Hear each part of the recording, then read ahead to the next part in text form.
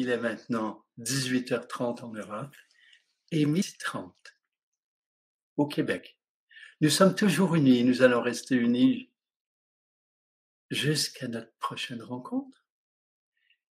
Et d'ici là, eh bien, commençons la prochaine rencontre. Rendez-vous avec Pierre Lessard. Eh bien, c'est notre rendez-vous hebdomadaire durant lequel nous sommes unis, nous sommes accueillants, bienveillants, sans jugement, les uns pour les autres. Nous sommes là, à l'écoute, présents, avec nos cœurs, les consciences éveillées. Chacun est dans son parcours de vie. Et sur le parcours de vie, il y a des moments qui sont vraiment des moments de grâce.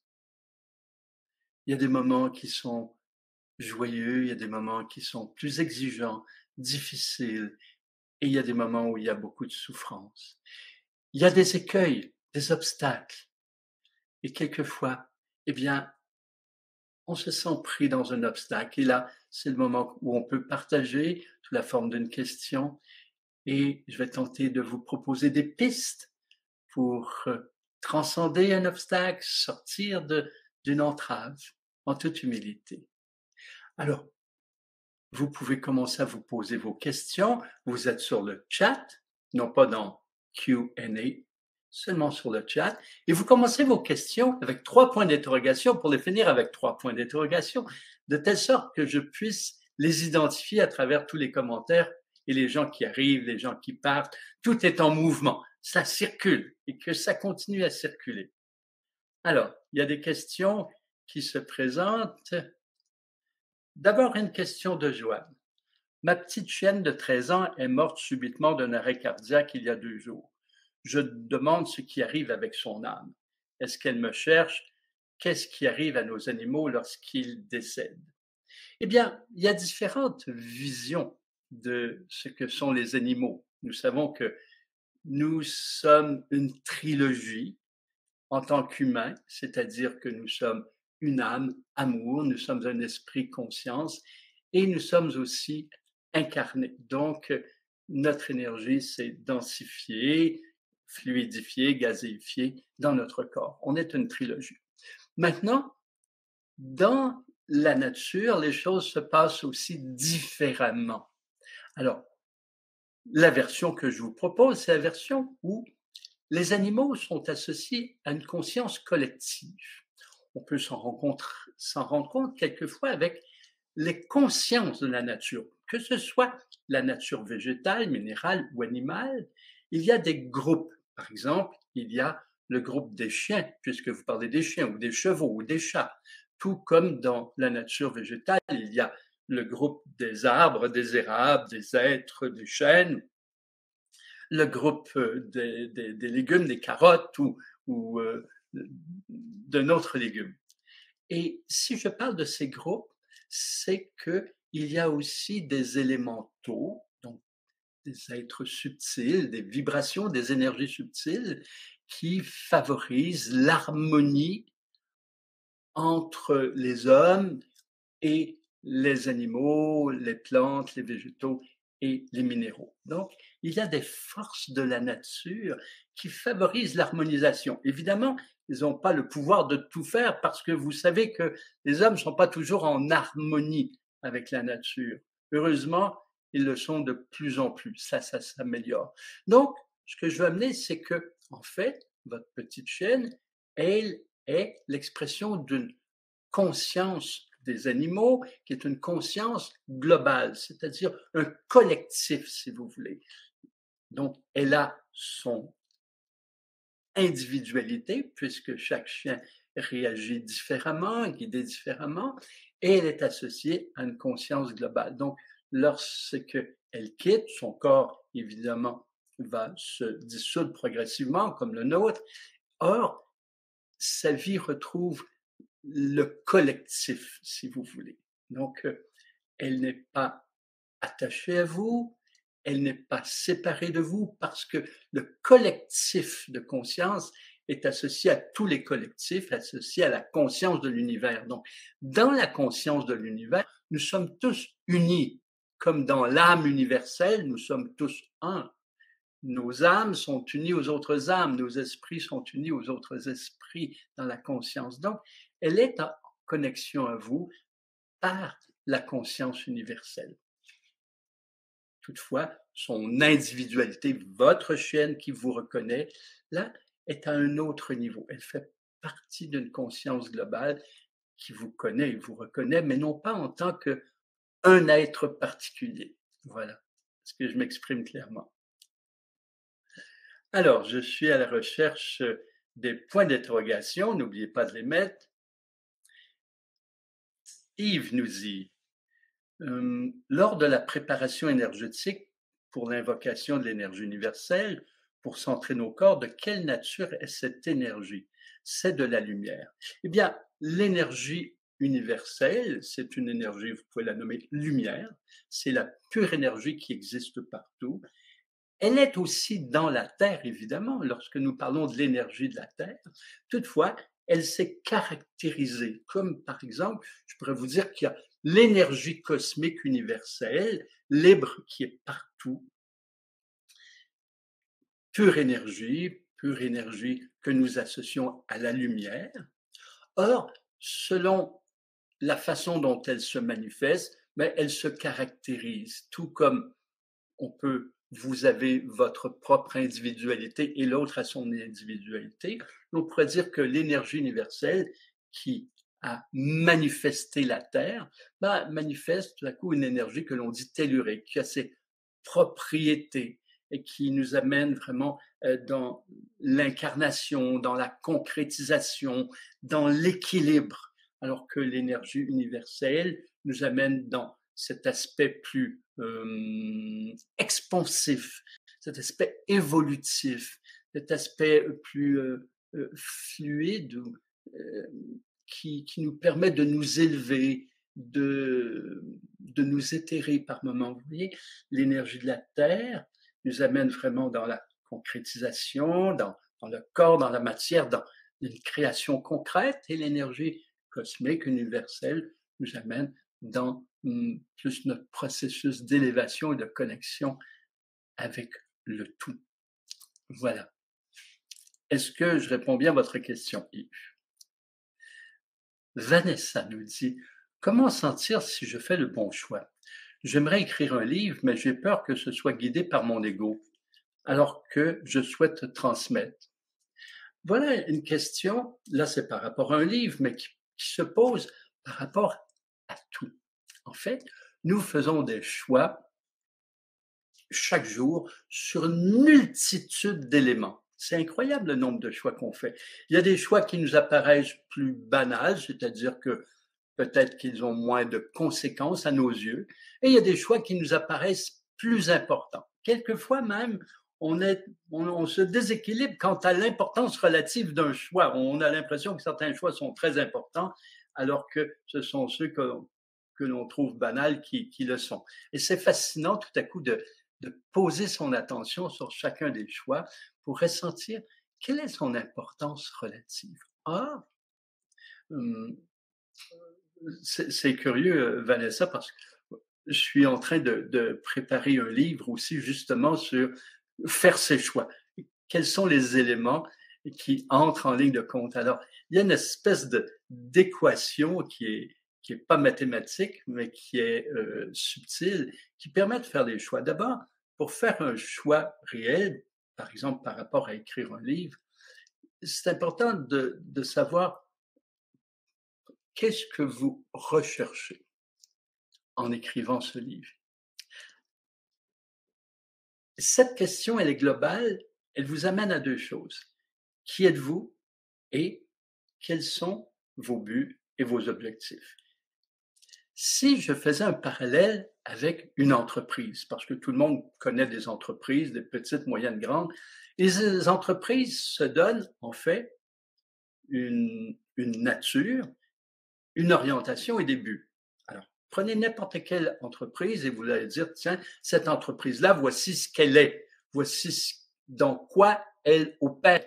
Une entreprise qui fabrique des voitures, Elle ne fait pas pousser de la salade. quoique quelquefois, ils nous transmettent quelques salades, mais ça, c'est autre chose. Alors, ils savent, les gens qui orientent cette entreprise, savent qu'ils sont dans le domaine de l'automobile. Alors, lorsqu'il y a des opportunités, des projets qui se présentent, ils vont regarder deux choses. Est-ce que c'est dans notre orientation? Ils peuvent avoir de la diversification. Ils peuvent se dire, tiens, nous sommes dans l'automobile, nous allons nous sécuriser aussi en ayant un autre domaine. Alors, ils vont regarder, est-ce que le projet qui se présente, dans votre cas, c'est le livre, est-ce qu'il fait partie de ce que l'on est véritablement, de notre nature, de notre orientation? Alors, si quelqu'un se présente avec un projet extraordinaire, fascinant, mais qui n'est pas dans soit leur orientation et l'élément de diversification, en partant, ils vont dire non, c'est fantastique ce projet-là, mais c'est pas notre orientation, ce n'est pas nous. D'autre part, s'ils se présentent dans leur orientation, est-ce que ce projet favorise l'évolution vers le but? Alors, ils ont un but, ils ont un objectif. Alors, j'essaie de faire une équation simple, il y a d'autres éléments, mais pour faciliter, deux éléments. Qui êtes-vous, Vanessa?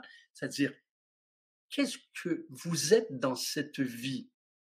Alors, déjà, la question, peut-être soulève, votre question soulève le fait que vous avez à prendre le temps de ressentir qui vous êtes. Donc, quelles sont les qualités qui sont là depuis toujours pour savoir qui êtes-vous? Qu'êtes-vous venu vraiment vivre sur cette terre? Quel est le sens de cette incarnation? Qui êtes-vous?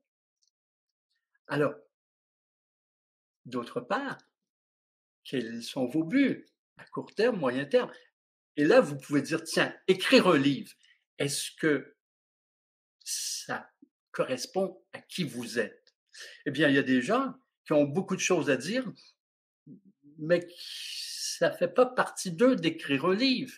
Ils ont beaucoup de choses à dire, donc ils vont le chanter, ils vont le jouer au piano, ou bien ils vont l'enseigner, ou bien ils vont le faire écrire par quelqu'un d'autre. Et il y a des gens qui ont beaucoup de choses à dire, mais qui vont dire à travers le théâtre, qui vont dire à travers des soins. Toute personne a quelque chose à exprimer. Vraiment, parce qu'on contribue tous au changement, on contribue tous à l'évolution. Donc, on a quelque chose à dire, à exprimer, même dans le silence. Et pour certains, un livre, ça se place vérité, ça correspond à ce qu'ils sont et ça contribue à leur évolution, ça contribue à leur objectif. Alors, oui, vous avez des choses à dire pour contribuer à l'évolution du monde qui vous entoure et qui pourrait lire votre livre. Est-ce que ça contribue à votre évolution et vos objectifs? Parce que ça va vraiment contribuer à l'extérieur si d'abord ça contribue à votre propre évolution. Alors, si vous vous demandez est-ce que c'est votre ego, alors vous dites, allez vers pourquoi vous voulez écrire un livre? Qu'est-ce qui va vibrer dans l'écrire? Est-ce que vous allez utiliser vos talents? Est-ce que vous allez vous réjouir dans l'écriture? L'ego, lui, va se réjouir surtout du résultat. Si le livre est apprécié, plus il sera apprécié, plus l'ego va se réjouir.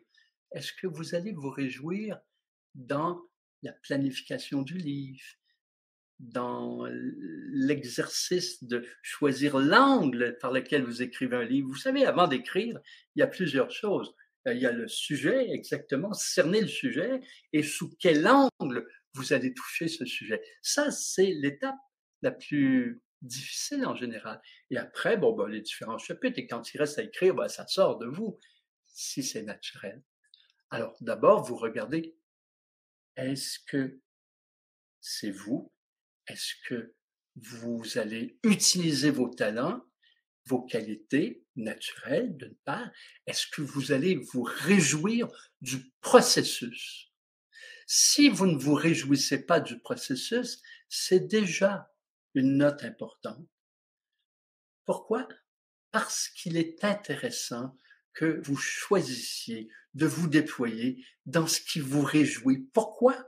Non pas par égocentricité, parce que si vous vous réjouissez, vous allez vous sentir en paix, vous allez vous sentir en amour avec vous, avec votre vie, et alors aimer la vie sera naturel et vous allez être stimulant pour les autres. Voilà, voilà comment, en résumé évidemment, je peux vous faire cette proposition. Alors, est-ce que ça vous parle? Est-ce que vous allez vibrer à organiser le livre? Ou si l'élément qui vous appelle, c'est le livre fini? Parce que des fois, ce que je veux dire par là, c'est que vous imaginez que vous avez un livre qui est aimé par les gens. C'est magnifique. Si ça reste à ce niveau-là, ben, peut-être que c'est l'ego. Est-ce que vous, jamais le livre n'était pas beaucoup vendu, ou presque pas vendu, ou même pas publié? Est-ce que vous auriez eu la joie de le préparer, de l'écrire? Sinon, demandez-vous, qu'est-ce qui vous fait vibrer? Qu'est-ce qui stimulerait de la joie pour vous? Voilà, nous allons vers Claire.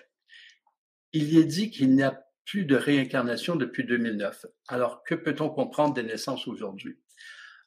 Claire, il est dit, je ne sais pas qui a dit ça, où c'est dit, dans les expériences et les connaissances que j'ai, il y a encore des réincarnations. Donc, je ne veux pas m'opposer à vos sources, mais c'est difficile pour moi de comprendre ce que vous avez. De toute façon, que peut-on comprendre des naissances aujourd'hui? En fait, ce que je peux vous dire toutefois, c'est qu'il y a énormément de naissances qui sont des êtres qui ne se sont pas incarnés sur Terre auparavant. Il y a de nouveaux enfants, c'est de nouveaux êtres. Et c'est ce qui fait en sorte qu'ils ont vraiment différentes perspectives à offrir à la Terre pour son changement. C'est tout comme si vous disiez, je vous fais encore un exemple dans une entreprise, l'entreprise existe depuis 50 ans avec les mêmes personnes. C'est intéressant d'avoir des gens qui viennent de l'extérieur pour apporter de nouvelles idées. Alors, notre monde actuel, c'est un monde qui a quand même beaucoup de déséquilibres et dans lequel les gens ne sont pas heureux, ils ne sont pas non plus tous en santé, ce qui fait qu'il y a vraiment de la place à des changements. Je pense que vous le conviendrez, je parle souvent d'un nouveau monde en création, et c'est intéressant qu'il y ait aussi des êtres qui naissent et qui viennent avec d'autres expériences qui ne se sont pas incarnées sur la Terre, donc ils ont à découvrir sous un nouveau regard, comme quand vous allez, vous, dans un nouveau projet ou un autre pays, vous regardez les choses différemment sous un nouvel angle. Donc, ça peut vous permettre d'éveiller des choses, de susciter de nouveaux projets. Donc, il y a de nouveaux enfants, c'est-à-dire des enfants qui existent dans l'univers et qui n'ont pas été incarnés. Il y a d'autres qui ont été incarnés et il est vrai qu'actuellement, il y a vraiment beaucoup d'êtres qui sont de nouveaux arrivants sur Terre. Voilà. C'est stimulant pour nous. Et puis aussi, on peut regarder jusqu'à quel point il y a dans le système éducationnel d'aujourd'hui des difficultés, des déséquilibres. Et souvent, on va tenter de pointer les enfants ont de la difficulté dans le système. Mais il y a tellement de difficultés des enfants qu'on devrait se poser peut-être la question. Et puis, il y en a qui se posent la question, c'est-à-dire, est-ce que c'est pas le système qui est mésadapté aux nouveaux enfants? Et c'est l'hypothèse que je soulève souvent. Le système a à s'adapter. Il y a beaucoup d'enfants qui sont hyperactifs, mais il y a beaucoup d'enfants, leur hyperactivité est associée à des facultés qui peut-être nous dépassent et qui fait en sorte que il est intéressant de les voir différemment. Ça se peut pas qu'il y ait une majorité d'enfants qui soient en déséquilibre. Il se peut que c'est peut-être le système et notre façon de guider ces enfants qui a à se transformer. Heureusement, il y a des gens qui œuvrent énormément à ce niveau, au niveau des enfants.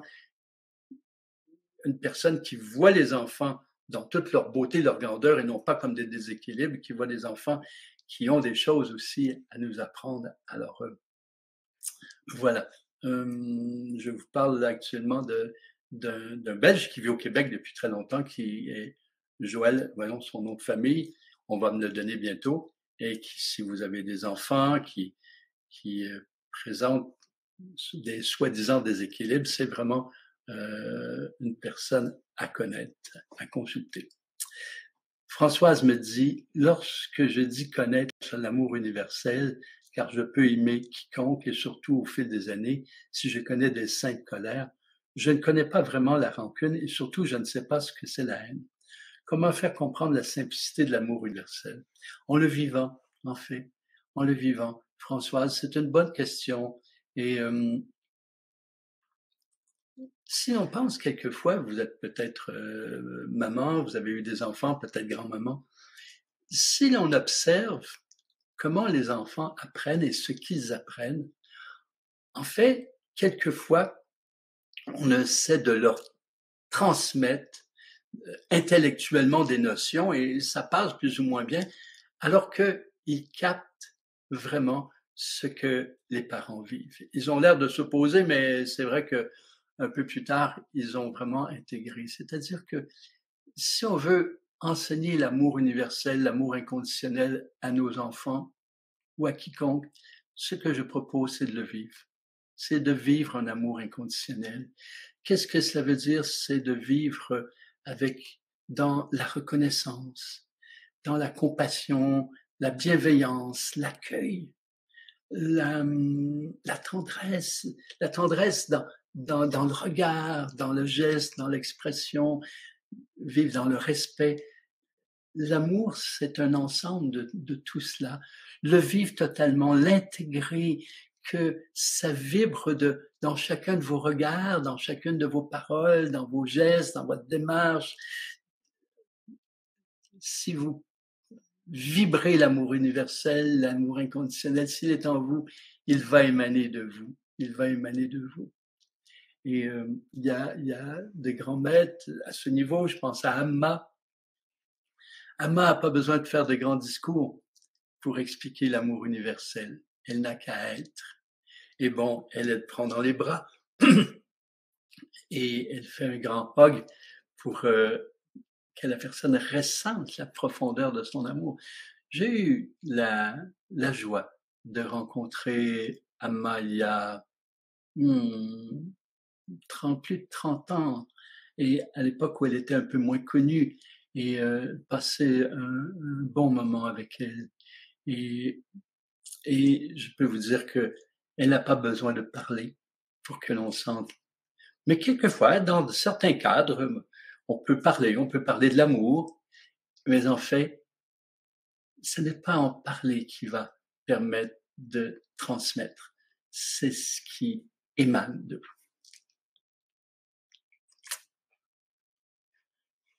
Corinne nous dit, plus je travaille sur moi, je suis décalage avec les autres, du coup, je traverse le désert face à moi-même. C'est un passage obligé dans la vie.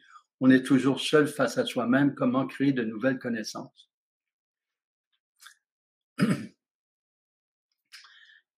Plus une personne se contacte, plus elle se connaît, plus elle s'accueille, plus elle se reconnaît, plus elle existe de façon cohérente face à qui elle est, plus elle devient naturelle et plus elle peut sentir qu'il y a des écarts avec certaines personnes qui sont davantage dans la normalité.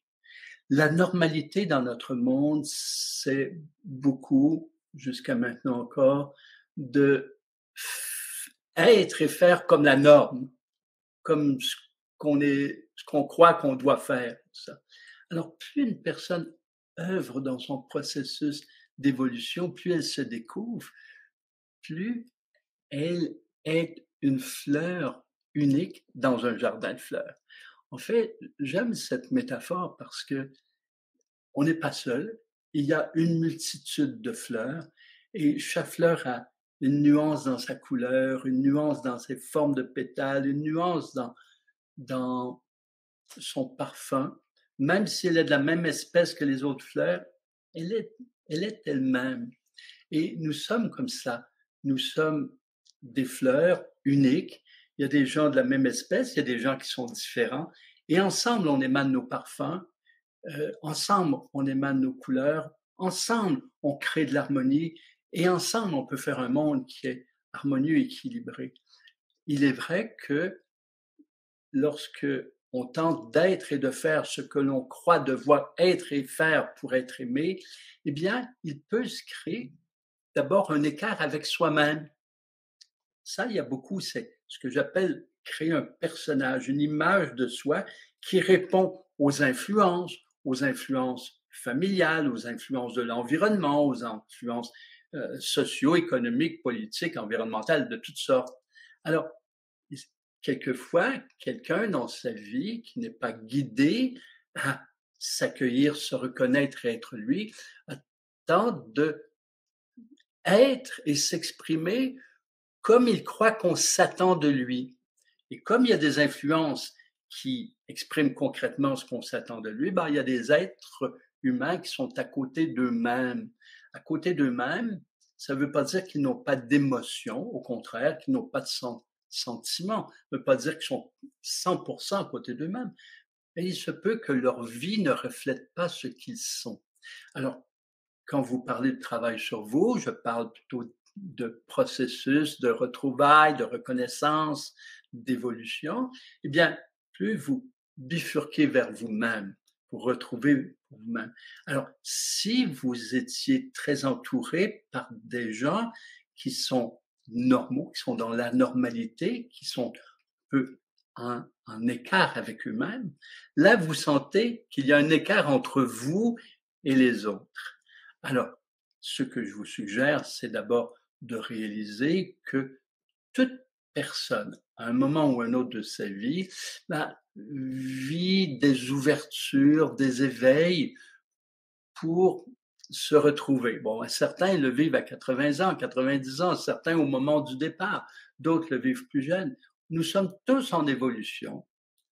Et on ne peut pas comparer les niveaux de l'évolution parce que ça fonctionne aussi par thème. Quelqu'un peut avoir vécu beaucoup d'ouverture sur tout un ensemble de thèmes, mais sur un autre thème, il ne les a pas vécus encore. Donc, on ne peut pas évaluer, on n'a pas à s'évaluer, on n'a pas à se juger, mais on peut sentir des écarts.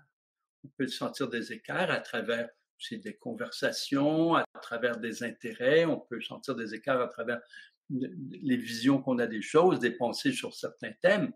Et il est vrai que plus vous êtes dans une perspective d'ouverture, ouverture à vous-même, ouverture du cœur, ouverture de la conscience, plus vous retrouvez toutes vos facultés d'être humain incarné, être de lumière incarné, eh bien plus vous sentez qu'il y a des écarts. On appelle ça le chemin le moins fréquenté, le chemin vers soi.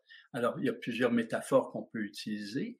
Toutefois, sur ce chemin moins fréquenté, c'est un chemin d'amour, de conscience, un chemin naturel versus un chemin normal. Vous savez, quand je dis normal, c'est un peu comme ce que le collectif tente à créer, des êtres normaux, des êtres qui se ressemblent, des êtres qui poursuivent les mêmes buts, par exemple, dans notre monde, par exemple, le rêve américain, etc. Donc, c'est normal, c'est pas nécessairement naturel. Normal, c'est que ça rencontre la normalité, les normes. Alors, les normes, encore aujourd'hui dans le monde, la norme, c'est plutôt versé vers l'égocentricité, vers aussi la recherche de performance, puis, etc., d'atteindre une reconnaissance extérieure. Alors que dans ce que je vous propose, c'est plutôt avoir une reconnaissance de vous-même, un accueil de vous-même, parce que lorsque vous vous reconnaissez, vous vous accueillez, vous êtes tout ça, ça devient tout à fait naturel de reconnaître les autres, de les accueillir, d'être bienveillant pour les autres. Alors oui, se produit un écart. Toutefois, sur ce chemin moins fréquenté, il y a d'autres individus. Il est moins fréquenté. Il y a, comme je l'ai expliqué la dernière fois, des périodes que j'appelle de traversée du désert. La traversée du désert, des périodes où vous êtes seul et qui peuvent être plus ou moins longues, plus ou moins courtes, dans lesquelles vous pouvez vous découvrir, vous pouvez découvrir des ombres, la source de ces ombres, et découvrir des attaches, et vous détacher de ceci, lâcher des attentes. Ce sont des périodes, ces traversées du désert, où vous rencontrez vos démons, vous rencontrez vos difficultés, vos ombres, et vous émergez aussi dans vos lumières, dans vos beautés. Donc, ces périodes de désert, de solitude, sont des périodes aussi de initiatiques, ce sont des périodes de rencontres, de découvertes, des découvertes que, comment, ce qu'on appelle les ombres, ben, ça vient ici de blessures qui ont engendré des peurs, et des peurs qui ont engendré des croyances, et des croyances qui ont engendré des attentes et des attaches. Et tout ça est une structure, quelquefois, qu'on se dit, tiens, mais ce n'est pas moi. Et on peut passer à travers ça, et on peut aussi découvrir des trésors à l'intérieur de nous qu'on a laissés pour compte, ou qui étaient camouflés par des couches. Alors, nos qualités, on ne les découvre pas toutes tout de suite, parce que, par exemple, quelqu'un peut être un communicateur tout à fait naturel, pourtant il se dit timide, il se dit introverti, il ne se voit pas du tout communicateur, mais en fait, il se peut que sa timidité et son introversion, son côté introverti, proviennent de blessures et de peurs qu'il a eues dans l'adolescence, par exemple. Et que lorsqu'il transcende cela, ben, il découvre qui il est. Alors, les traversées du désert sont des moments de découverte de soi. Et, et quand on peut relâcher certaines attentes, relâcher certaines ombres, découvrir certaines lumières, quelquefois sur ce parcours, on se rend compte qu'il y a aussi des personnes sur ce chemin moins fréquenté. Il y a des personnes avec lesquelles on crée des relations plus naturellement, plus vraies. Alors vous dites comment faire des connaissances? Ben, ce qui est intéressant, c'est ne faites pas de compromis avec différents choix d'éléments que vous n'aimez plus. Par exemple, si vous aviez l'habitude de rencontrer des gens dans une certaine activité, que cette activité, en vous éveillant, vous vous rendez compte que c'était une activité pour vous de surface, c'est une activité qui venait répondre à quelque chose qui n'est pas vrai en vous. Donc cette activité, c'est là que vous rencontriez des gens, mais elle ne vous parle plus, vous ne vous retrouvez pas là. Alors, vous avez à identifier des activités qui vous parlent et faire un peu de recherche. J'ai déjà expliqué que dans ce cheminement, je me rappelle, j'étais jeune et j'avais beaucoup d'amis, et quand tout à coup j'ai eu cette grande poussée et ouverture de vie consciente et amoureuse, eh bien, j'ai perdu beaucoup de gens. J'ai perdu vraiment tous mes amis, et mes connaissances, et même des membres de ma famille. Et puis alors, mais j'étais tellement inspiré et vibrant de ce que je découvrais en moi et autour de moi, que ben, j'ai choisi d'aller à une conférence sur un thème, c'était, je me souviens, c'était les grands archétypes, l'importance des archétypes. Mais bon, c'était un thème qui m'intéressait sans trop le connaître. Mais là, les gens qui étaient là, c'était des gens qui étaient intéressés à un sujet qui m'intéressait, dans un environnement qui m'intéressait. Donc, j'ai parlé à la personne à côté de moi, je lui ai dit, ah, ça vous intéresse vous aussi, qu'est-ce que vous en retenez? On a parlé un peu avant, pendant, après, et tout à coup, bah, on a continué à parler, on s'est rencontrés, j'ai connu ses amis, on s'est connus. Et en quelque temps, tout à coup, il y avait beaucoup d'amis, beaucoup de connaissances, peut-être moins qu'avant. Mais ce que j'ai remarqué, c'est que avec des personnes qui sont sur le chemin du contact avec elles-mêmes, de l'ouverture, le contact se fait plus rapidement vrai, plus rapidement en profondeur. Alors n'hésitez pas, je vous parle d'une conférence, ça peut être un atelier. Combien de gens je vois quand je fais des conférences et des ateliers? Bon, ils viennent, j'espère qu'ils viennent parce qu'ils sont intéressés aussi, et ils se rencontrent. Combien de gens m'ont dit que durant cette dernière période où il y avait plus de présentiel, comment c'était difficile parce qu'ils ne voyaient plus leurs vrais amis, et il y avait moins d'espace, d'endroits pour rencontrer des personnes qui sont sur le chemin moins fréquenté. Donc, ces personnes se retrouvent quelquefois au théâtre, quelquefois dans certains ateliers, dans certaines formations, soyez vrai, soyez vous-même, parlez de ce qui vous intéresse et il y a des gens qui vont vous entendre, qui vont venir vous parler comme vous allez entendre des personnes et vous allez leur parler. Il s'agit de vraiment choisir de connecter.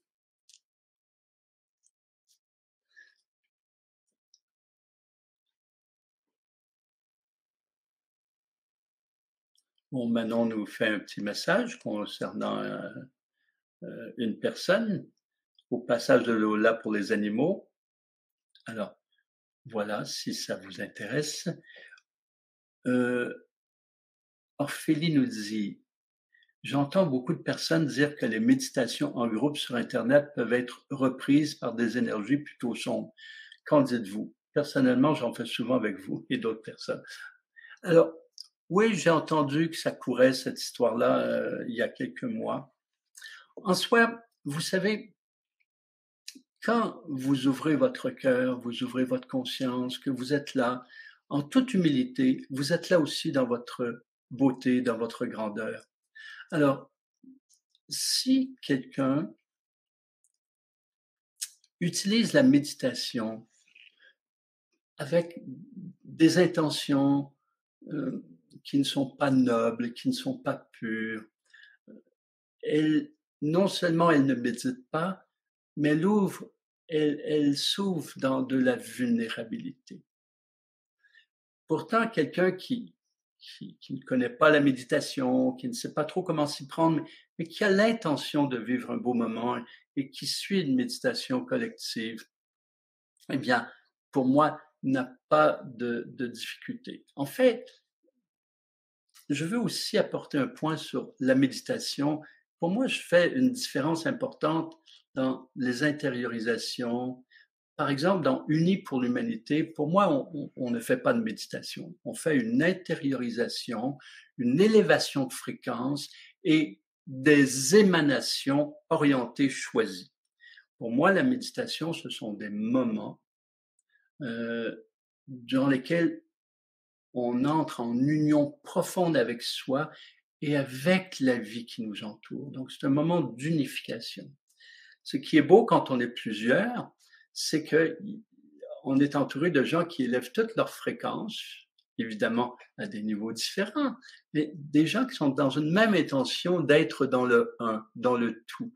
Et ça crée une espèce de force, de vortex, de pile d'énergie qui est fantastique et c'est très stimulant. Beaucoup de gens, seuls, surtout au début, ne se sentent pas stimulés à méditer. Quand il y a des gens qui sont autour d'eux, ça les aide à méditer. Maintenant, il y a les intériorisations et les expressions subtiles que l'on peut faire ensemble. Et quand on élève sa fréquence, il n'y a pas de souci. Si quelqu'un, par exemple, était en colère et tente de joindre un tel mouvement pour projeter sa colère ou son insatisfaction vers une personne plutôt que de projeter son amour, eh bien, elle devient vulnérable. Elle le serait toute seule et elle l'est aussi en groupe.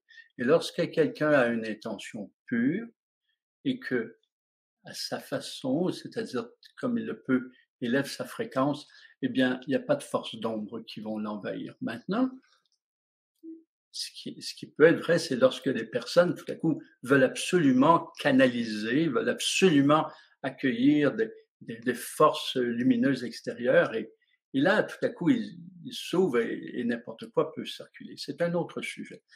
Moi, les méditations en groupe, comme les moments d'unification en groupe, si j'avais le moindre pensée que des forces de l'ombre pouvaient pénétrer les gens ou envahir les gens, je n'en ferai pas. Et bien au contraire, je trouve qu'ensemble, on crée des spirales d'énergie, on crée des vortex, on crée de l'union. On est venu sur la Terre pour s'unir. Et donc, on s'unit vibratoirement, on s'unit dans le subtil et on s'unit physiquement aussi. On est là pour être une fraternité qui crée un monde merveilleux et c'est pas en étant seul qu'on va le faire. Voilà ce que j'en pense. Merci, Ophélie. Véronique, est-il vrai qu'un traitement remplacerait les vaccins et que les enfants et les familles seraient devant le choix de suivre ce traitement ou d'être soumis à des sanctions financières. Si cela est vrai, de quelle façon accompagner les familles? Quoi dire, quoi ne pas dire? De façon plus générale, comment accompagner les familles, mais aussi les enseignants pour la période qui arrive? C'est un sujet dont on a beaucoup parlé durant les dernières années. Et ce qui m'a le plus touché, c'est comment des gens qui avaient des regards différents étaient était divisé. Comment on a divisé les gens dans tout ça? Et je trouve que ça, c'est vraiment malsain. C'est-à-dire, quels que soient nos regards sur un élément qui est extérieur, eh bien, on devrait se stimuler. Je pense que ça peut être intéressant de se stimuler, d'être fasciné par le regard de l'autre, de comprendre la différence, mais non pas de se diviser.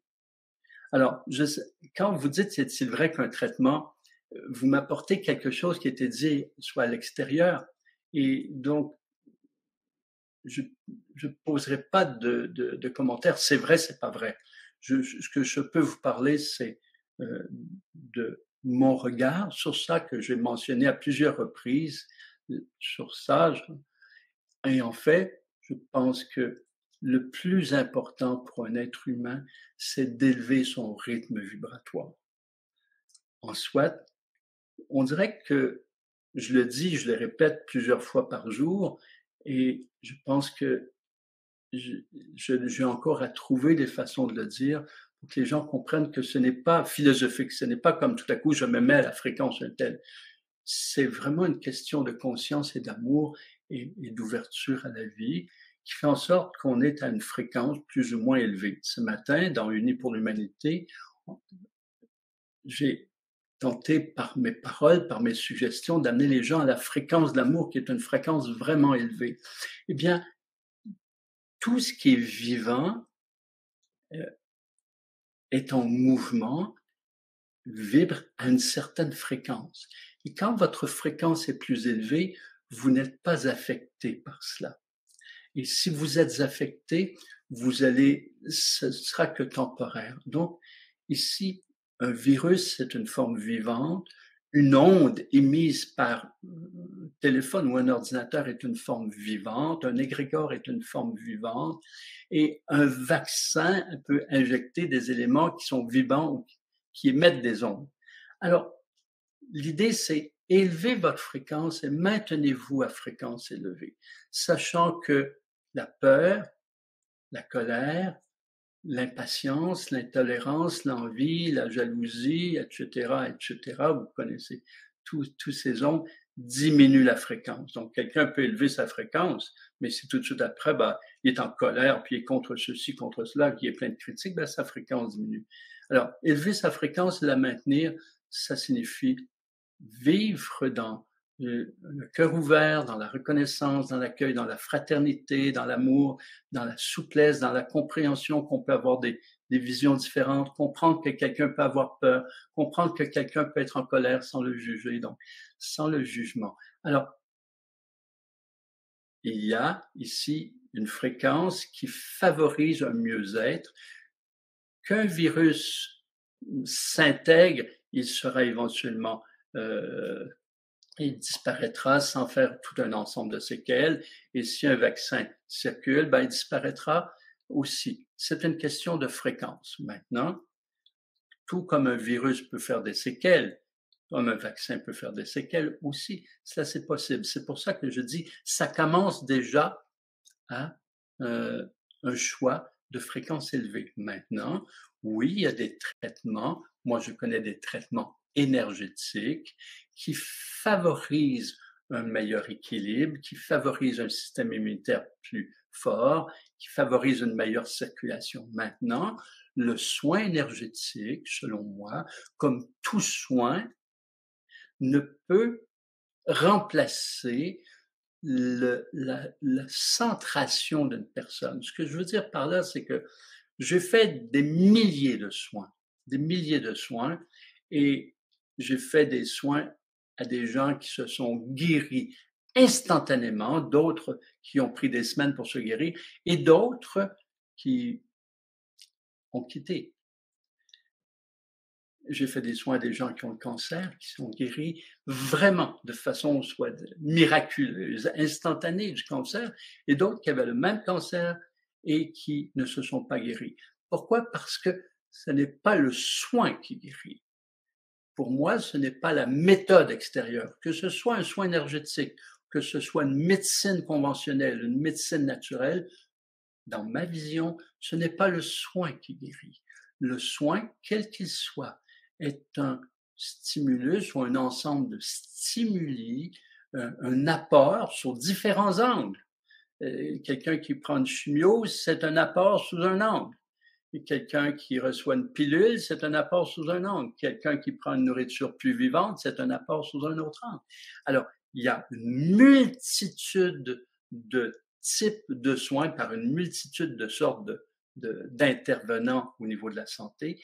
Et pour moi, tous ont des apports. Et c'est intéressant quand vous avez une difficulté, devant toutes ces personnes, de choisir, de consulter, de choisir les gens qui auront des apports. Et comme je l'explique dans mon livre Éveiller votre pouvoir de guérison, ce que je propose, c'est de vraiment conscientiser que vous êtes au centre de votre processus de guérison ou de prévention ou de santé, parce que aujourd'hui, j'aime bien parler de prévention, de maintenir sa santé. S'il faut se guérir, on se guérit. Et ce qui est intéressant, c'est de faire en sorte qu'on n'aura pas à se guérir, donc on maintient sa santé. Être au centre de ça, on peut avoir recours à différents intervenants selon ses visions, ses hypothèses, ses connaissances ou ses croyances. Je ne veux pas juger les uns et les autres. Toutefois, je dis, soyez au centre de cela. C'est vous, par votre état, votre fréquence, vos attitudes, vos pensées et vos intentions qui allez faire en sorte que ces approches, ces méthodes favorisent vraiment votre mieux-être. Donc, quand vous me parlez d'un traitement qui remplacerait les vaccins, eh bien, il y a des traitements qui sont conventionnels, des traitements médicaux. Oui, j'en ai entendu parler de certains traitements médicaux qui remplacent le vaccin. J'ai entendu parler de traitements naturels qui remplacent le vaccin. J'ai entendu parler de traitements énergétiques qui favorisent le mieux-être avec ou sans vaccin. Alors, oui, il y a des traitements. Maintenant, ce que je vous transmets, c'est ce que je transmets à tous les gens. Soyez au cœur de votre processus, sachant que la peur diminue votre fréquence et fait en sorte que, quel que soit le traitement, vous êtes vulnérabilisé si vous êtes dans la peur, si vous êtes dans la colère, la frustration, le jugement, l'impatience. Vous êtes vulnérabilisé, quel que soit le traitement.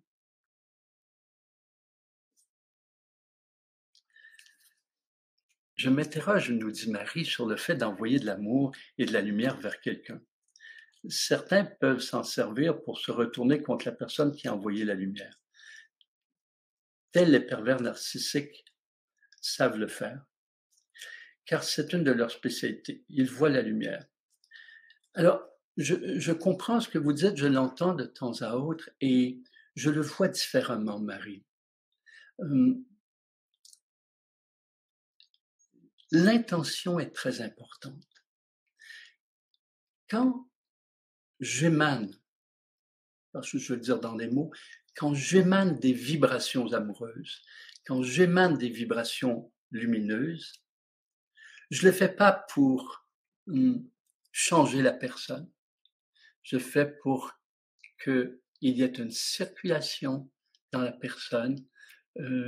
Si j'émane vers son cœur, c'est pour qu'elle s'aime, qui qu'elle soit, pour qu'elle s'aime, pour que son cœur s'ouvre, non pas à moi, non pas aux autres, pour que son cœur s'ouvre elle-même, pour qu'il y ait un mouvement de guérison par rapport à ce qu'elle veut. Donc, je ne crée pas je crée une relation, mais qui est pure, qui est large, et je n'ai pas une intention de faire ceci pour cette personne, à moins qu'elle me le demande. Si elle me demande spécifiquement, mais sinon, j'émane des vibrations de mon cœur vers son cœur, non pas pour créer une connexion entre mon cœur et son cœur. Ce qui émane est libre, est totalement détaché. Je ne crée pas de relation. Je veux tout simplement stimuler ses propres vibrations, ses énergies, pour que la personne s'aime, ouvre son cœur à elle-même. Alors, dans ce sens, il n'y a pas de relation qui se fait avec moi. Et depuis 40, 45 ans, où je j'offre de la lumière, j'émane, etc. J'ai vu toutes sortes de personnes, et des personnes équilibrées, des personnes déséquilibrées. Je peux vous dire que je n'ai jamais eu peur de quelque envahissement que ce soit, et je n'ai jamais senti de l'envahissement. Il y a des personnes qui sont envahisseurs, vous le savez. Il y a des personnes qui sont des manipulateurs verbal. Il y a des personnes qui sont des manipulateurs à travers leurs expressions différentes. Il y a aussi des manipulateurs énergétiques et il est important, encore une fois, d'élever votre fréquence et d'augmenter votre champ d'énergie, de telle sorte que vous ne soyez pas affecté par toutes ces émanations, que vous émaniez vous vers une personne, si votre intention est pure, non pas de soigner une personne qui ne l'a pas demandé, parce que là, mais d'émaner pour que cette personne s'aime, eh bien, il n'y aura pas de conséquences. Maintenant, assurez-vous que votre intention est totalement pure et libre et qu'il n'y a pas d'attache. Voilà. Suzanne nous dit, quand je vais dans la forêt, je porte mon attention sur la respiration de la lumière, du prana et de toutes les particules. Est-ce que je dois garder mon attention de façon continue pendant toute la marche ou encore seulement sur un élément comme les particules solaires, par exemple? Alors, tous ensemble, tout le temps ou pendant, demander que ce soit en continu sans avoir à me concentrer uniquement sur cela. En fait, vous n'avez pas. Votre question est super intéressante. Je parlais souvent de toutes ces particules. Il y a un livre là-dessus qui est Nourriture de guérison et transmutation cellulaire, sur lequel je suis en train de travailler avec l'éditeur. On va changer le titre, on va ajouter encore des choses. C'est très, très important, cette nourriture de particules, cette nourriture de lumière, prana et toutes les particules. C'est vraiment très stimulant, énergisant, ça favorise votre force, la stimulation de vos chakras, mais aussi de vos glandes. Et c'est naturel comme nourriture. Maintenant, quand je dis, par exemple, respirer dans la conscience, ça ne veut pas dire que durant toute votre marche, vous avez à être connecté avec toutes les nourritures, toutes les particules. En fait, ce que je vous propose, faites un cycle en commençant votre marche ou au début, faites un cycle durant lequel vous vous connectez avec les différentes sources de nourriture subtile, dont la nature aussi. Et puis, dans votre marche, soyez dans la joie, la gratitude, le contact. Prenez le temps de vous émerveiller d'un arbre, quelquefois deux arbres, ou un arbre qui semble s'être uni à une pierre, s'être installé sur une pierre. Découvrez la nature en étant présente. À partir du moment où votre intention de vous nourrir est là, que vous avez contacté au début les différentes nourritures, ou tout en marchant, quelquefois en marchant, à partir d'un rayon qui traverse les arbres, vous contactez la nourriture de lumière, à partir d'un coup, une brise avec une senteur de feuillage, vous contactez le prana, ou vous contactez comme ça. Ou bien vous contactez l'une après l'autre les différentes nourritures, ou vous le faites au début, mais vous n'avez pas à vous maintenir dans l'état de contact, de centration sur les nourritures tout au long de votre marche. Voilà.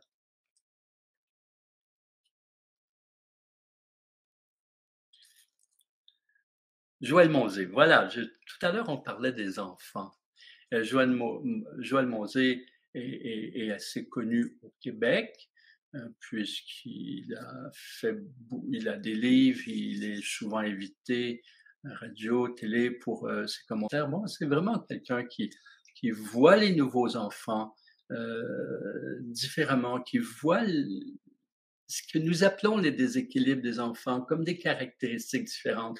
Donc, si vous avez des enfants qui présentent justement des caractéristiques particulières, vous pouvez lire ce qu'il écrit, vous pouvez le consulter aussi. C'est vraiment quelqu'un qui est très, très bien orienté vers le renouveau par rapport aux enfants. De quelle façon puis-je ressentir mon vrai moi, mon âme, qui je suis lors de l'élévation de la fréquence? J'ai tendance à me mélanger dans mes sentis. Quelquefois, je ressens fortement mon être véritable et alors je souris et je sens les larmes monter. Malheureusement, cette sensation se retire facilement. À ce moment, je désire tellement retrouver cet espace que je me pose plein de questions face à ces ressentis et comment retrouver cet espace paisible. Ah oui, je comprends, Estelle, ce que vous vivez. Souvent, quand on fait une intériorisation, je vais vous dire, on va commencer par se désidentifier de notre personnage. Alors, le personnage, c'est la structure qui se bâtit progressivement dans nos vies, presque tout le monde, c'est-à-dire à partir des premières blessures, il y a des peurs qui naissent, des peurs d'être blessé à nouveau, et puis après ça, d'autres peurs de ne pas être à la hauteur, etc. Vous connaissez tout cela. Il y a des croyances qui naissent, puis des attentes, des attaches, des désirs, et puis tout ça fait naître des difficultés. Et c'est toute une structure, une organisation qui est parallèle à nous et qui fait en sorte que quelquefois, souvent même, les gens s'identifient. Ils croient qu'ils sont cela. Donc, dans une voie d'évolution, la désidentification du personnage est au centre. Quand vous dites vous travaillez sur vous, en fait, ce que j'entends moi, c'est que d'une part, vous tentez de vous libérer de certaines peurs, de certaines blessures, et d'autre part, vous tentez de faire émerger des qualités que vous n'avez pas utilisées. Alors, je vous dis quelquefois, travaillez pas trop fort, faites-le dans la joie, faites-le dans le bien-être, c'est la découverte, c'est la retrouvaille, c'est l'émergence de qui vous êtes, que ce soit effervescent, que ce soit joyeux. Si c'est un travail laborieux, ben, ça perd de son intérêt, c'est fastidieux aussi. Donc, alors, c'est pour moi une voie d'évolution. La voie d'évolution de tout être humain qui s'éveille à cela à un moment ou un autre de sa vie ou d'une autre vie. Alors, l'être s'éveille à cela.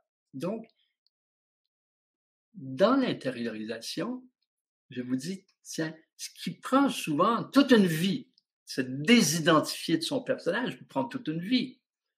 Toutefois, pour une période, disons, pour les prochaines 20 minutes, je dis, entrez dans la conscience que vous n'êtes pas cela. Évidemment, ça ne veut pas dire occulter, mais comme si vous déposiez à vos pieds. Tiens, je dis mes peurs, mes blessures, mes croyances, mes attentes, mes attaches, je dépose tout ça à mes pieds pour le moment de l'expérience que je vais vivre. Et c'est là que les premières sensations qui vous disent que, tiens, vous allez être en contact avec qui vous êtes, ce que vous me demandez, mon vrai moi, le moi véritable, le je suis véritable, l'être de lumière incarné, l'être vrai. Eh bien, ça commence par une sensation de légèreté, d'un peu plus de liberté, une sensation même physique, c'est l'impression comme si vous déposiez des poids parce que ce personnage, cette structure-là, c'est lourd. Ça crée des soucis, ça crée des sensations de responsabilité, de ci, de ça. Intérieurement, vous le déposez, puis ça donne, première sensation, c'est de la légèreté, un peu de liberté. Et peu à peu, parce que vous vous connectez, quand vous n'êtes pas cela, qu'est-ce qui reste? Il reste vous. Alors, il y a une sensation de paix. Ça, c'est les sensations. Alors, quelquefois, ces sensations-là sont plus grandes. Quelquefois, c'est très subtil. Ce que je vous propose, c'est que votre intention soit vraie. Que vous dites, oui, j'ai vraiment l'intention de mettre mes blessures de côté, mes peurs de côté. C'est mon intention. Après ça, ce qui reste, c'est vous, le vrai. Donc, que les sensations tout à coup soient légères, grandioses, euphoriques, ou qu'elles ne soient pas là, vous y êtes. Vous y êtes pour ce moment parce que votre intention est vraie. Même si par moment il y a une pensée qui dit, tiens, est-ce que j'y suis arrivé? Laissez-la passer, cette pensée. Ça, c'est le personnage qui tente de vous rattraper. Alors, surtout, ne vous prenez pas la tête. En québécois, ne vous cassez pas la tête. Alors dites-vous, tiens, mon intention, elle est vraie, elle est claire. Je veux mettre ça de côté pour le moment de ma méditation ou pour la période de notre intériorisation. Et qu'est-ce qui reste? Il reste vous. Il reste vous, c'est la partie de vous qui a des talents, qui a des qualités, aussi humble. Surtout, ne vous comparez pas avec qui que ce soit. Par exemple, il faut dire que vous avez une qualité d'écoute.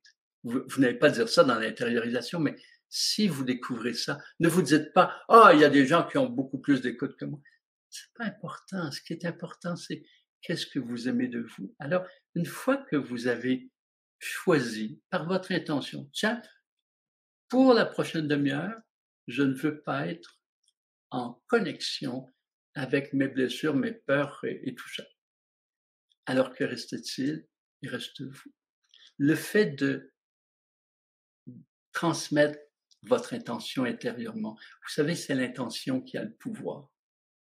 C'est vraiment l'intention qui a le pouvoir.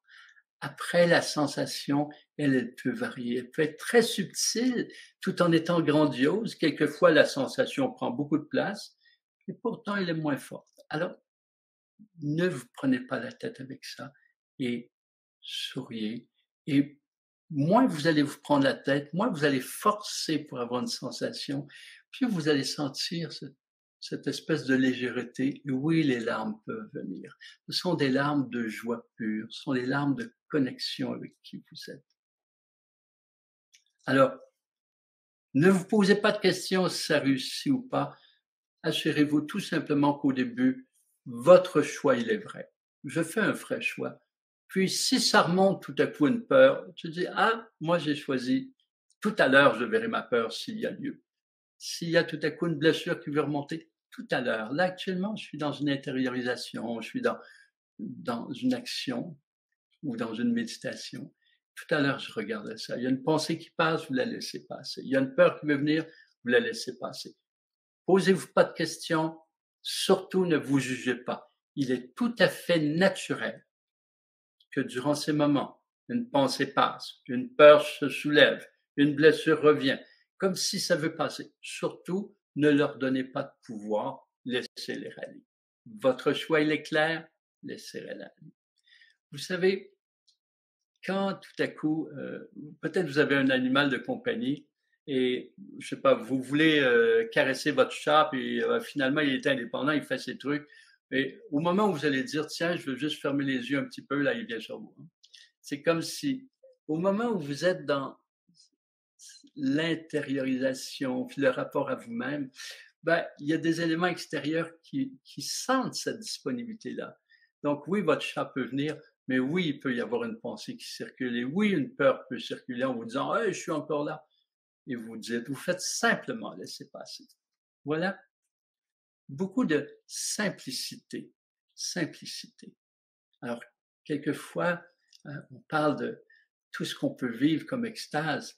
Et je vous ramène aussi, c'est vrai que on vit par moments de grands extases et se sent transcendé. Ce matin, j'expliquais jusqu'à quel point j'ai vécu des états de grâce dans ma méditation. C'était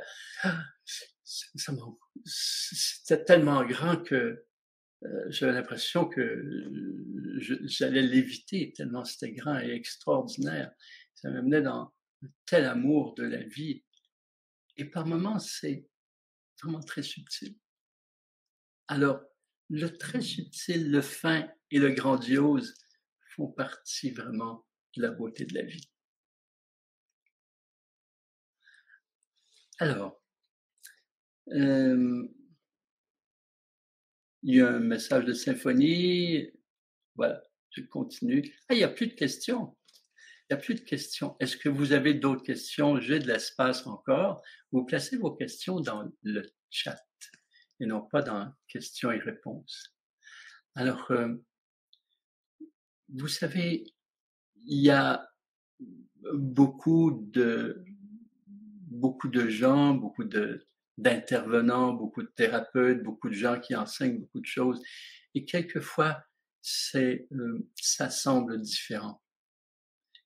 Il est important d'aller en profondeur parce que je me rappelle un jour, je transmettais dans un atelier qui s'appelle Prisma. Prisma, c'est l'initiation à l'ouverture du cœur et l'être de cristal. Et dans cette initiation qui dure 2 jours, j'expliquais à un moment donné justement les pensées qui venaient lors des intériorisations, des méditations, et j'expliquais, ne vous battez pas avec ça. Et à la pause, il y a un étudiant qui vient me voir, qui me dit, je vais devoir quitter parce que j'ai étudié depuis 10 ans dans une voie yogique dans laquelle on m'apprend à me battre contre les pensées. Et c'est pas parce que j'aime pas ce que vous dites, mais en même temps, là, vous dites ne pas se battre et moi, j'ai appris à se battre. Et là, ce que j'ai fait, je lui ai dit, parle-moi de comment on t'explique à te battre avec tes pensées. Et il m'explique tout, comment. Et finalement, en parlant ensemble, on s'est aperçu que à la façon dont il avait appris, se battre avec ses pensées correspondait exactement à ce que je voulais dire quand je disais ne vous battez pas avec vos pensées. Et quelquefois, vous voyez, deux intervenants vont dire deux choses qui ont l'air de s'opposer. Alors, il faut aller plus en profondeur parce que simplement, ils prennent la chose par un autre angle. Et en fait, on s'en va vers le même soleil. Ce qui est important, c'est que quand vous êtes dans un processus conscient où vous voulez évoluer, vous allez explorer différentes méthodes, différentes pratiques. Alors, pour moi, je vois ça comme il y a le soleil, puis il y a différents rayons. Et vous allez d'un rayon à l'autre pour voir ce qui se passe. Et à un moment donné, il va être intéressant de suivre un rayon. Suivre un rayon pour pas tout vous mélanger aussi. Alors, est-ce qu'il y a d'autres questions qui s'en viennent? Evelyne. Ma mère est partie d'un cancer pour un autre monde alors que j'avais 20 ans. Et depuis, dès que je passe un examen médical, j'ai peur que je puisse faire, j'imagine, un cancer. Alors, ça arrive lorsque vous avez été près d'un être cher qui a vécu une pathologie ou qui a une expérience, soit physique et même psychique, que tout à coup, la peur se développe. C'est comme, par exemple, vous avez une amie qui s'est fait voler, vous développez la peur d'être volé aussi. Vous avez votre maman qui a eu le cancer et quelquefois, tout à coup, vous avez un truc, puis vous avez l'impression que vous avez les mêmes symptômes.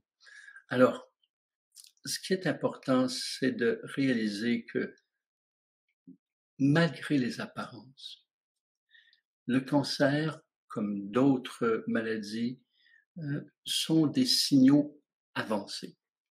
Ce que je veux dire par là, c'est que notre corps, il n'est pas déconnecté d'avec la psyché, d'avec la conscience non plus.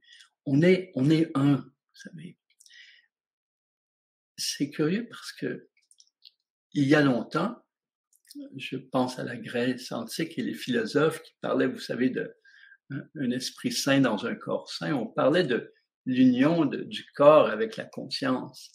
Et aujourd'hui, je ne sais pas pourquoi, souvent dans les cadres médicaux, on a l'impression que ça, c'est séparé. Il y a le corps, puis il y a l'esprit. Mais en fait, c'est intimement uni. En fait, le corps transmet des signaux. Le corps réagit à quelque chose. Ça peut être quelque chose d'extérieur. Si vous recevez, par exemple, vous recevez, comme ça m'est arrivé très jeune, une pierre en plein front, eh bien, évidemment, ça va créer des réactions physiques, subtiles, etc. Et le corps réagit à quelque chose. Bon, il y a des éléments extérieurs, mais il y a beaucoup d'éléments intérieurs. Et le corps, par ses réactions, nous signale des choses. Le corps est un messager. Et au début, les messages sont plus délicats, sont plus fins, sont plus subtils, dans le sens où juste un petit malaise qui passe et qui s'en va en 3 secondes. Un petit signal. Et généralement, les gens ne s'en occupent pas. Ça passe tout de suite. Et le petit signal, ben, quelquefois, il grandit. il se présente d'une autre façon et d'une autre façon, jusqu'à ce que tout à coup, il ait grandi et devient une grande maladie dégénérative. Il n'en demeure pas moins que ce sont des signaux. En fait, le corps nous donne des signaux nous indiquant qu'il y a quelque chose à transformer. Et plus on est présent à soi, plus on capte les signaux, parce que beaucoup de gens vivent plus à l'extérieur d'eux. Donc, les premiers signaux, les petits malaises, ils prêtent pas attention. Plus on est présent, il ne s'agit pas de tout à coup s'énerver avec un petit malaise. Il s'agit de dire tout à coup, qu'est-ce que tu veux me dire? Et dans ce sens, j'ai créé le dialogue avec les cellules. Vous n'attendez pas d'avoir un cancer, vous n'attendez pas d'avoir une maladie. Dès qu'il y a un petit signal, vous faites le dialogue avec les cellules, 22 minutes d'intériorisation avec vous-même. C'est une relation avec vous-même durant laquelle vous demandez au corps, qu'est-ce que tu veux me dire? Qu'est-ce que tu me proposes de transformer? Qu'est-ce que ce petit malaise veut me faire transformer? Très souvent, la question que les gens se posent, c'est pourquoi? Pourquoi ce petit malaise? Moi, je l'articule différemment. Qu'est-ce que tu veux que je transforme? Votre corps est conscient. La conscience est dans les cellules aussi, pas que dans les neurones, dans toutes les cellules. Et donc, votre corps sait très bien ce qui est le mieux pour vous, ce dont vous avez besoin. Quelquefois, vous allez avoir, évidemment, il va vous parler par une voix intérieure. Et vous avez à vous habituer, et c'est pour ça qu'on le fait quelquefois souvent, vous avez à vous habituer à écouter les voix intérieures. Souvent, on parlait du personnage, on entend le personnage qui nous parle de peur, qui nous parle de blessures. On ne s'est pas toujours habitué à écouter les voix intérieures, les plus sages.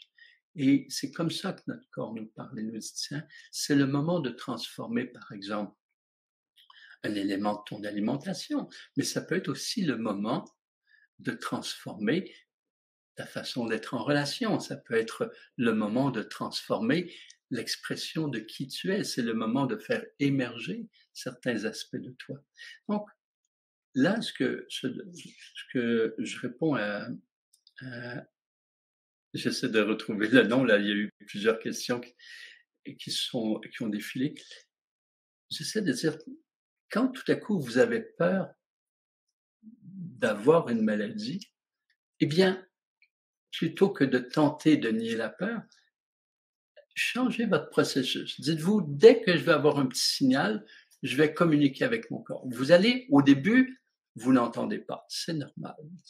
Et peu à peu, vous allez entrer dans quelque chose de très naturel, c'est-à-dire, vous allez capter, vous allez sentir, vous allez avoir soit une vision, une écoute intérieure du corps qui vous transmet quoi transformer. Avant justement que ça dégénère, avant que ça devienne grave. Très souvent, même le corps n'est pas touché, c'est les aspects éthériques du corps qui sont touchés. Et donc, vous apprenez donc à recréer la santé dès les premiers signaux, ce qui est beaucoup, beaucoup plus simple. Ce qui fait en sorte que vous allez aussi dissoudre les peurs d'attraper quelque chose. On n'attrape pas un cancer. Il se crée progressivement. Ça prend 10 ans, 20 ans quelquefois. Et les premiers symptômes se présentent aussi comme ça. Voilà ce que je vous propose. J'essaie de retrouver le fil où j'étais.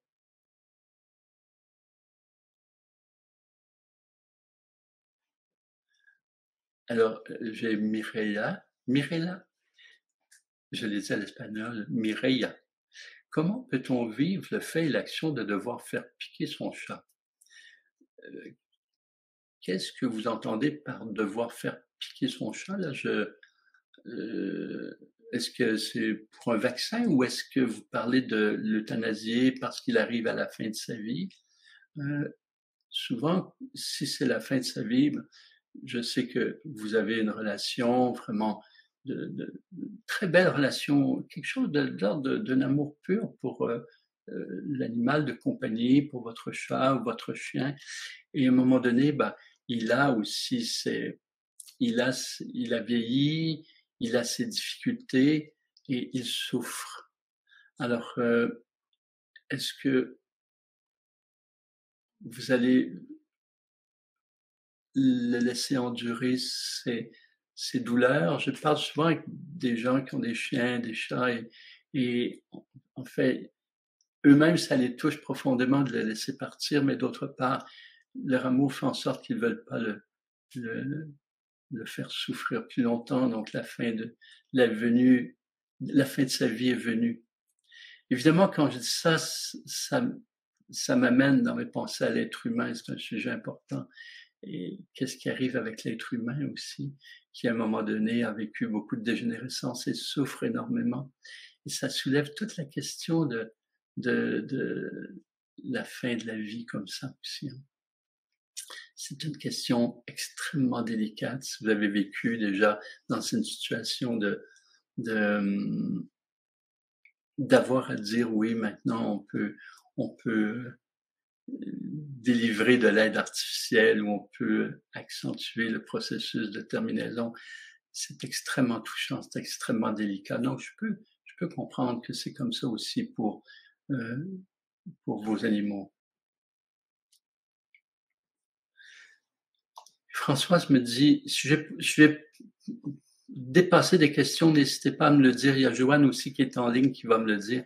Qu'est-ce que la transmutation des émotions? Transmuter, ça veut dire passer à travers en les saisissant, comprenant la portée et les transformant. Par exemple, imaginons que vous avez de la colère.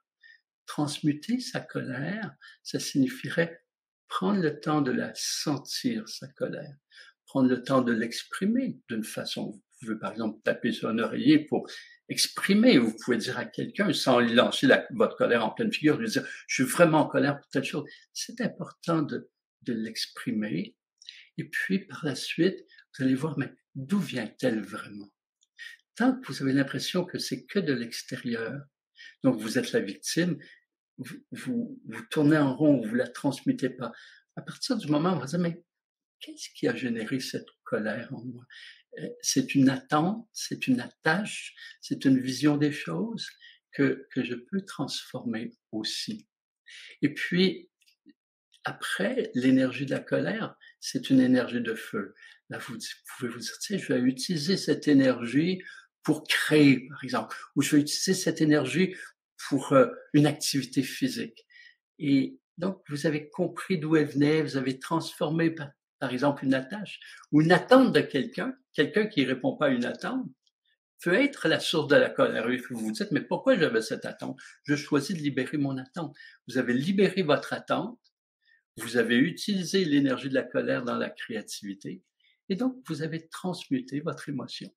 Alors, si on voulait résumer, transmuter, ça veut dire transcender, passer à travers en la transformant totalement, en allant chercher l'énergie qui est dans l'émotion pour dissoudre sa source qui n'a plus besoin d'être et l'utiliser à bon escient.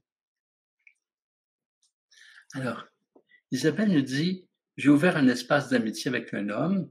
Quand on se voit, il y a toujours la même copine avec lui. En soi, ça ne me gêne pas, mais en même temps, je sens un truc au niveau de la triangulation et cela touche en moi le fait que je suis toujours dans une situation où je sers inconsciemment de lien entre deux personnes potentiellement amoureuses, mais sans le dire, et cela me fait toucher une blessure bien connue dans les liens. Je ne sais pas comment il n'ose même pas inviter cet homme tout seul. Je vois qu'une peur joue et je ne sais pas trop ce qu'elle m'invite à voir pour rester le cœur ouvert à la découverte du monde de l'autre. Alors, c'est intéressant comme perspective et la façon dont vous l'expliquez, Isabelle. D'abord, la première chose qui me vient, c'est vous d'être clair avec vous-même. Alors, c'est un espace d'amitié que vous voulez créer. Est-ce vraiment un espace d'amitié ou s'il y a une intention ou une volonté ou une envie que ce soit autre chose que l'amitié. Ça, c'est important. Pourquoi? Parce que dans votre explication de la situation, vous apercevez que il y a quelque chose qui remonte que vous avez souvent vécu, donc le triangle amoureux. Vous voulez pas vivre ça, vous voulez une situation claire. Vous vous demandez s'il n'y a pas derrière cette relation entre ces deux-là quelque chose d'autre qui veut prendre forme. Donc, vous voulez que ça soit clair, la situation. Donc, ça commence par la clarté. Plus vous allez être clair, plus c'est intéressant. Clair, ça ne veut pas dire que vous avez affirmé tout de suite que vous voulez vous rapprocher amoureusement de cet homme, vous voulez peut-être le découvrir. Mais si votre relation, c'est de l'amitié et que c'est de l'amitié, alors allez vers l'amitié. Maintenant, si dans l'amitié, tout à coup, vous sentez autre chose se soulever, il va être important aussi de l'expliquer, mais clairement pour vous. Soyez clair avec vous-même et puis, à l'extérieur, faites en sorte d'être clair. Vous pouvez aussi, avec beaucoup de délicatesse et beaucoup de gentillesse, poser la question. Est-ce que votre relation est d'amitié? Est-ce que vous avez envie qu'on soit 3 amis? Ou si entre vous, il y a quelque chose d'autre? Ou clarifier les choses. Soyez délicate. N'attendez pas que, justement, la situation qui vous touche génère une frustration qui fasse en sorte que, ou bien vous coupiez, ou bien votre expression ne soit pas délicate, ce qui fait que ça engendre une coupure ou un malaise partout. Profitez du début pour exprimer, tu sais, je vous vois toujours ensemble, c'est charmant, est-ce que vous avez envie qu'on fasse une amitié en tous les trois? Et bon, si vous craignez d'aller seul avec l'autre homme, vous pouvez dire aussi à l'autre femme, tiens, et si on allait ensemble faire ceci, faire cela? Et s'il y a la moindre hésitation, vous pouvez leur demander, est-ce qu'il y a que de la camaraderie ou vous avez aussi quelque chose qui veut aller ailleurs? Simplement, comme ami, je veux savoir me positionner. Tout se dit, en fait. Tout se dit. C'est la façon de dire. En lisant le malaise qui est en train de se créer en vous, c'est ma première proposition. D'abord, soyez clair dans ce que vous ressentez par rapport à cet homme, si vous voulez, s'il y a peut-être une envie d'autre chose. Deuxièmement, osez communiquer avec eux. Attendez pas que la situation se corse, puis que essayez d'interpréter les choses. Le plus facile, c'est d'être vrai. Véronique nous dit merci pour ce sujet. Là, je ne sais pas si vous parlez du précédent. Je me pose justement cette question. Je suis 3 voies, il me semble. Je fais du yoga et je suis quelques enseignements et méditation. Je suis vos enseignements et pratiques. J'ai aussi une pratique chamanique avec quête de vision et je fais des rêves actifs accompagnés au tambour. Par ailleurs, j'ai une éducation catholique. Je me pose cette question. Est-ce que ce n'est pas trop? Dois-je abandonner une voie, mais laquelle? En fait, vous me ramenez sur le sujet et c'est intéressant parce que il y a des voies qui favorisent l'évolution d'une personne et sont complémentaires. Par exemple, quand vous faites du yoga, en général, le yoga que l'on fait, je ne sais pas si vous êtes où vous vivez, mais le yoga occidental est souvent à la base de l'hatha yoga, qui intègre aussi l'orientation du yoga, qui intègre le prana yoga, de la respiration, qui intègre aussi la méditation. Donc, l'approche yogique, c'est une approche qui est, au-delà des mots, très près de la voie que je propose aussi, très près. Donc, il n'y a pas d'opposition.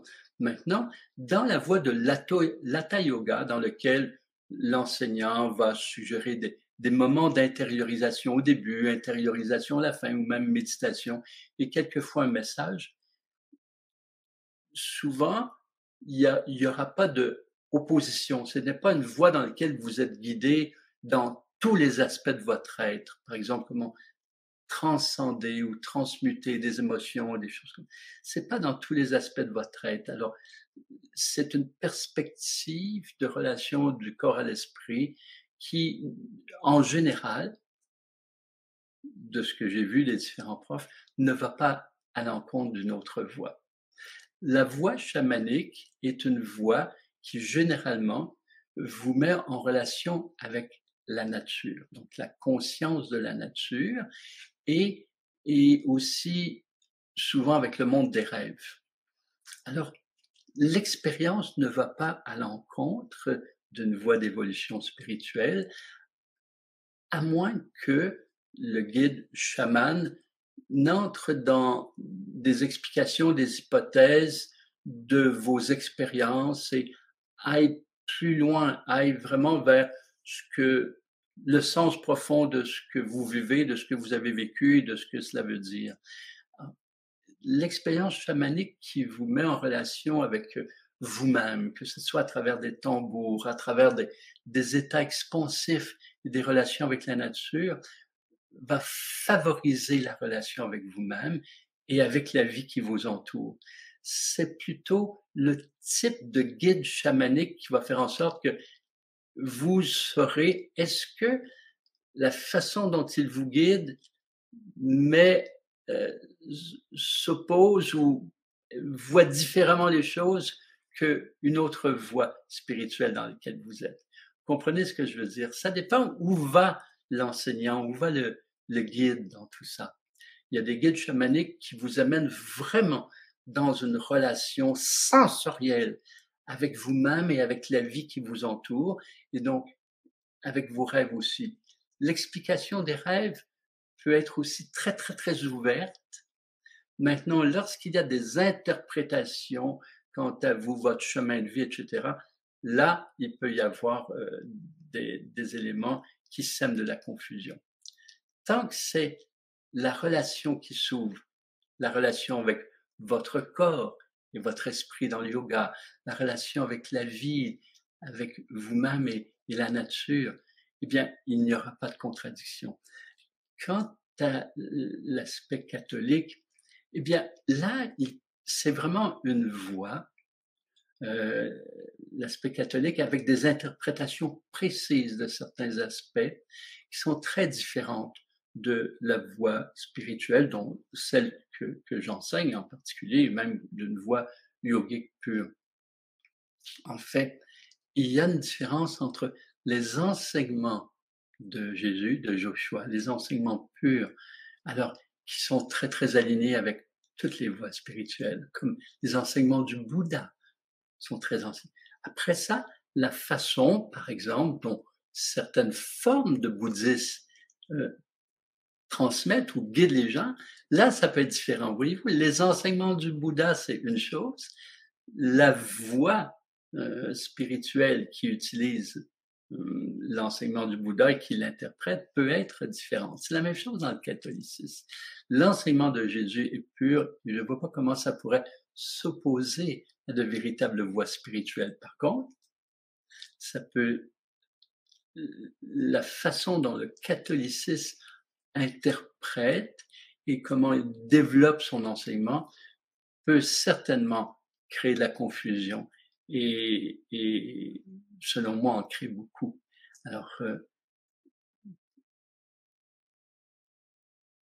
quelqu'un, par exemple, qui est à l'écoute de ce que je transmets comme voix, peut avoir certaines confusions. Par exemple, le catholicisme d'aujourd'hui s'oppose à toute notion de réincarnation. Il ne s'est pas toujours opposé. Par exemple, avant le concile, c'était en quelle année? 400, 300 quelque chose, au début de notre ère.